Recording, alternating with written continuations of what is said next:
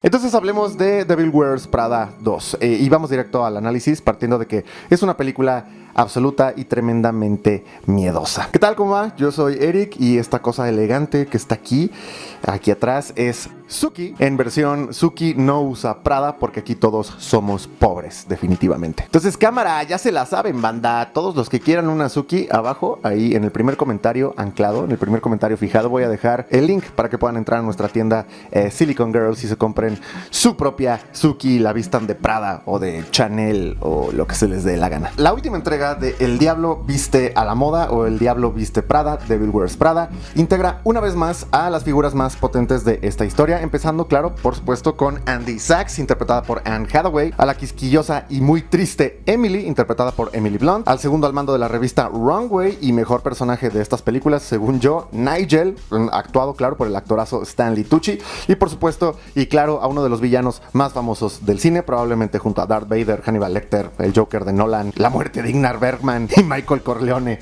Me refiero, claro, a Miranda Priestly, traída, claro, por Meryl Streep. Juntos vuelven para darnos un seguimiento 20 años después acerca de qué se han hecho y qué ha sucedido con ellos. Pero aquí acabo de decir que es una película tremendamente miedosa. ¿Y por qué estoy diciendo esto? La película toma un sendero seguro y uno arriesgado de la siguiente forma. Entonces, número 1, vuelven a la dinámica de la Miranda arrogante y soberbia que te verá por debajo del hombro. Para esto, Andy Sachs será despedida de su trabajo junto con sus colaboradores y llamada por Irv Rabbitt, que es el dueño del conglomerado industrial al que pertenece la famosísima y prestigiosa revista Wrong Way, presidida, claro, por nuestra Miranda Priestly. Todo esto para que Andy Sachs vuelva a trabajar dentro de esta revista. Por lo que la película trae de vuelta esa dinámica de desprecio por parte de Miranda hacia Andy Sachs. La desconoce, la trata como una iniciada, dándole una oficina de porquería y le hace comentarios que ameritan un juicio de residencia y por supuesto su expulsión por agresora. Ahora, que suceda esto tiene el propósito, evidentemente, de hacer a las audiencias revisitar aquella dinámica que hizo tan emblemática a la primera entrega de hace 20 años. Pero para la película y sus arcos narrativos esto es un problema, porque, como recordarán, esa violenta y ríspida dinámica es como comienza la relación entre Andy Sachs y Miranda Priestly. Y esto es uno de los vectores de más éxito de la película, porque Andy Sachs tiene que superarse frente a este personaje que es precisamente el diablo vistiendo Prada. Pero justo al final, como también recordarán, a pesar de que Andy abandona a Miranda por sentirse completamente ajena a la frivolidad de Miranda, es la misma Miranda Priestly quien recomienda a Andy para que, aunque haya abandonado el puesto de la forma en que lo hizo, para que Andy pueda integrarse a trabajar en el periódico The New York Mirror. Y no solamente eso, sino que en la última escena Andy ve a Miranda, la ve de lejos, del otro lado de la calle, y ella la saluda, por supuesto, pero Miranda le lanza una mirada fría y vacía. Pero en la intimidad, Miranda voltea y se sonríe, mostrándonos así el respeto que tiene por Andy Sachs, y esto es absolutamente liberador para todos. Esa mínima sonrisa que tiró ahí adentro del auto, esa sonrisa de aprobación, nos deja saber que aquel diablo vestido en Prada es un humano empático e inteligente que sí alcanza a reconocer que es tremendamente difícil trabajar junto a ella y que reconoce a quien lo haga bien y a quien haya estado a la altura de sus exigencias. Es solamente que el trabajo de Miranda es la frivolidad, porque podemos ver desde cómo son excluyentes las casas de moda con sus precios elevadísimamente hostiles hasta el hecho de que las élites son los que visten dichas prendas. Miranda vive, de hecho, entonces, de la dinámica del mundo de la moda y claro que juega su papel, aunque por dentro admire y sienta un afecto por la desnuda Andy Sachs. En esa película, parte de su mérito es hacernos ver cómo Andy Sachs tiene la astucia, no solo de entender el mundo frívolo y hostil de la moda, aprendiendo a vestirse, hasta de hecho llegar a conocer los pecados de la industria, sino que la misma Andy Sachs es capaz de rechazar convertirse en otro demonio que viste alta costura. Y eso es parte formal de la médula de la película, por ende de su éxito. Sin embargo, el hecho de que la nueva entrega nos dé una vez más esta relación hostil le quita méritos a Miranda, porque con aquel final ya creíamos a este personaje pues una persona completamente distinta. Pero el miedo de que las audiencias no sientan que en efecto están viendo una película relacionada a El Diablo Viste Prada, vuelve esta dinámica un capricho por hacerla ver otra vez como una piedra absolutamente inaccesible y tira abajo todo aquello que el personaje ya había ganado con nosotros las audiencias, porque los productores creen que la personalidad soberbia de Miranda es su única vía. Es decir, les da miedo que Miranda pudiese haber cambiado. Ya habíamos ganado todos en la primera película y me refiero a que, por ejemplo, Andy demostró ser un tremendo personaje, sobrellevando los retos que ella misma acepta. Miranda, por su parte, nos muestra su aprobación por Andy, revelando ser lo suficientemente inteligente para jugar el papel de la sacerdotisa de la moda, pero que al mismo tiempo reconoce a quien trabaja duro. Y Emily incluso dice a la nueva asistente que toma el lugar de Andy Sachs, le dice lo siguiente, le dice: tienes unos zapatos muy grandes que llenar, reconociendo claro con esto la tremenda persona que es Andy, porque a pesar de haberla tratado con desdén, Andy al final le regala todo su ropero, porque Andy sabía que la pasión de Emily era, claro, la moda. Miranda Priestley's office. Hey, Emily, I have a favor to ask you. You have a favor to ask of me. I have all these clothes from Paris. I was wondering if you could take them off my hands.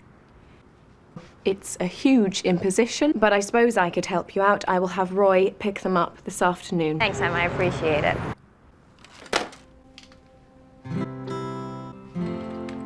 You have some very large shoes to fill. Este es el primer punto de por qué la película es absolutamente miedosa, y es porque la película no quiso ir hacia adelante con su batería de personajes y prefirió regresar a la fórmula que tanto funcionó hace 20 años con tal de satisfacer un poco a los fans, como si los fans no pudieran soportar un desarrollo de estos personajes. Pero también dije que esta película tomó riesgos. ¿Cuáles son esos riesgos? Pues que la película está consciente de en qué momentos está siendo estrenada y aborda una situación bastante actualizada, bastante actualista. Es una situación muy actual.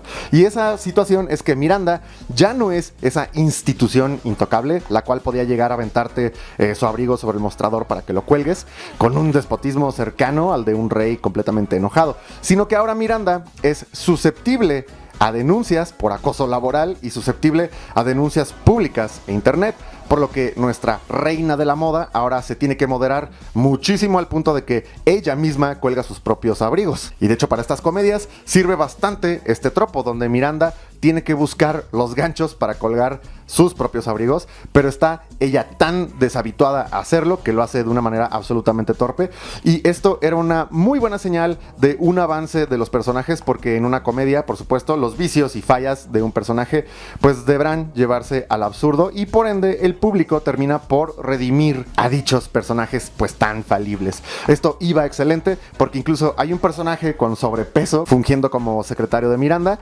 cosa que Miranda no hubiera soportado jamás 20 años atrás, ya que evidentemente al estar a cargo del medio más prestigioso de la moda, incluso obligaba ella, Miranda, a su personal a vestir no solamente con ropa de diseñador, sino a estilar los atuendos en proporciones y colores. Y claro, esto tiene sentido cuando se trata de el faro de la moda a nivel mundial, que es esta revista Runway. Por lo que aquel secretario con sobrepeso es un renglón de esta película que está atendiendo a la inclusión empresarial que se ha desatado en la última década pues de manera mucho más prominente. Es decir, El Diablo Viste la Moda está atendiendo otro tipo de moda, es decir, las tendencias sociales. Pero si atiende las tendencias sociales, ¿qué pasa con la tendencia de la ropa? Pues esto es otro de los problemas de esta película, y esto es que no pudo encontrar la forma de integrar el núcleo y razón de la existencia de aquella revista Runway, es decir, la ropa. La película no encontró cómo sumar a la ropa dentro de la película,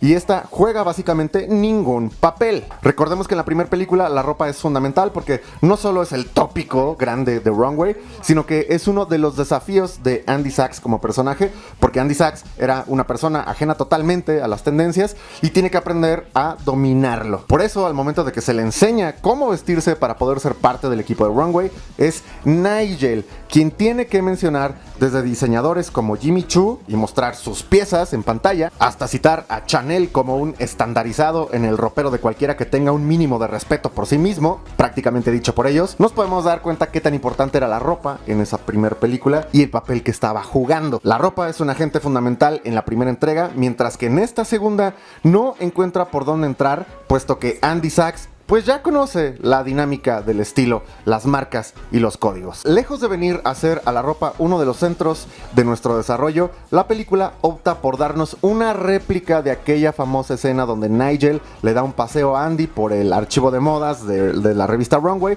para que ella se vaya armando un ropero, dejándonos una escena insípida donde Andy Sachs simplemente está pidiendo ropa prestada. Aquí nuevamente vemos ese miedo a no dejar la previa fórmula, pero además de todo, vemos una falta de creatividad al momento de ejecutar a sus personajes. Incluso la película comienza, de hecho, dándonos un vistazo a 2 cinturones color cerulean, que de hecho, eso fue una discusión en la oficina de Miranda en la primera película, que nos enseñaba, pues, absolutamente nada de moda en realidad, sino nos enseñaba mucho más acerca de quién era Miranda Priestly. Y ahora, voy a hacer una parada rápida para mencionar algo de lo más penoso en esta película, y eso es el interés amoroso de Andy Sachs, un empresario inmobiliario que conoce mientras ella está viendo un departamento, el cual juega ningún papel. Es todo, no hay más. No tengo idea de por qué habría que gastar dinero en editar las secuencias con este personaje, quien solo tiene 2 conversaciones con Andy, y la segunda de las conversaciones es una pelea. ¿Por qué demonios me das en esta película un desencuentro con este personaje nuevo si apenas tiene tiempo en pantalla? ¿De qué le sirve a la historia? No le sirve de nada. Nuevamente recurriendo a darle al personaje de Andy Sachs algunas porciones de lo que tuvo en la primera película, simplemente porque en esa primera película había funcionado. Sin embargo, olvidaron que en la primera entrega el interés amoroso de Andy Sachs, aparte de su novio, a quien termina por estar tan enfocada en Miranda Priestly y en su trabajo, es un personaje clave para la última de las traiciones de Miranda Priestly en aquella memorable Devil Wears Prada del 2006. Por lo tanto, este supuesto novio de Andy Sachs solo es tiempo extra en pantalla. Porque además, piénsenlo, ¿para qué darle un interés amoroso a Andy Sachs si de todas formas la tendencia social, la cual sí está explorando esta película, esa tendencia actualmente es aquella de la mujer empoderada y que no necesita a hombre ninguno, y de hecho no recurren a él? Y es que hablando de personajes sin sentido también, y hablando de poca creatividad y de tener miedo a dar un avance a los arcos narrativos de estos personajes,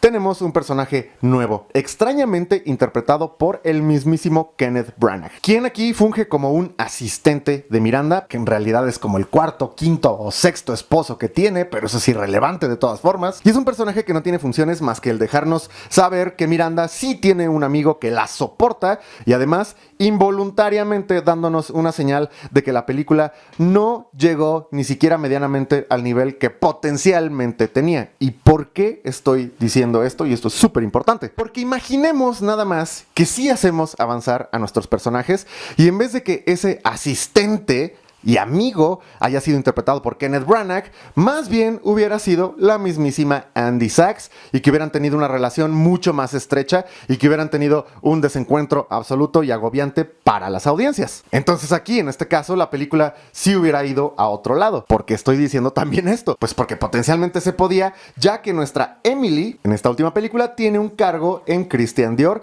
y en la película emprende una campaña para quitar a Miranda de la revista, por lo que dar una trama centrada en estos 3 personajes a nivel mucho más personal habría sido muchísimo más rendidor. Por lo que llegamos a la última parte de la película, y que definitivamente la corona esa última parte como una película no de terror, evidentemente, pero que sí le dio terror hacer algo verdaderamente memorable, pues ya que se iban a gastar $100 millones en producir esta película, a comparación de los $36 millones que costó la primera. Y me refiero a que la pelea por derrocar a Miranda Priestly por parte de Emily pues falla, y nos hacen pensar por un segundo que Miranda por fin, después de 50 años, iba a dejar la dirección de la revista y dejar por fin a Nigel a cargo, puesto que Miranda en la primera película, y ustedes recordarán, ya había traicionado a Nigel y no le había permitido ascender a director de la revista. Sin embargo, en esta última película, la revista Runway es comprada por una inversionista bastante ex máquina, quien le quita la posibilidad a Emily de adueñarse del cargo de Miranda. Miranda se sigue quedando como jefa editora, Nigel sigue siendo la mano derecha de Miranda, y Andy Sachs ahora es editora otra vez, que es lo que hacía antes, pero ahora en Runway, dejando a todos los personajes en el mismo lugar.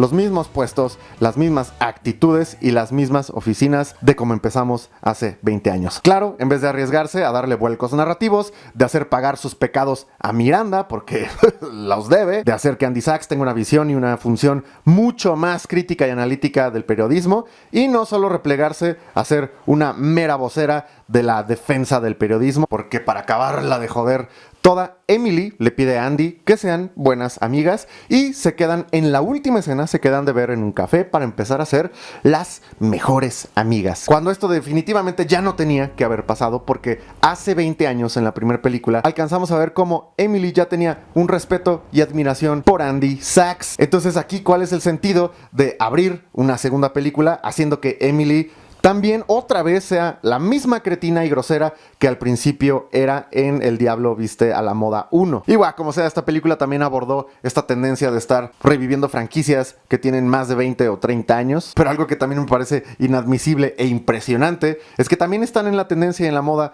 de venir y traer cualquier peliculucha simplemente porque su antecesora verdaderamente tenía un espíritu. Y vamos, que estoy diciendo espíritu de manera, claro, coloquial. O sea, evidentemente es muy raro que en un canal que maneja algo de materialismo pues estemos hablando de espíritu, pero ustedes me entienden, ya saben a qué voy cuando digo espíritu en una película.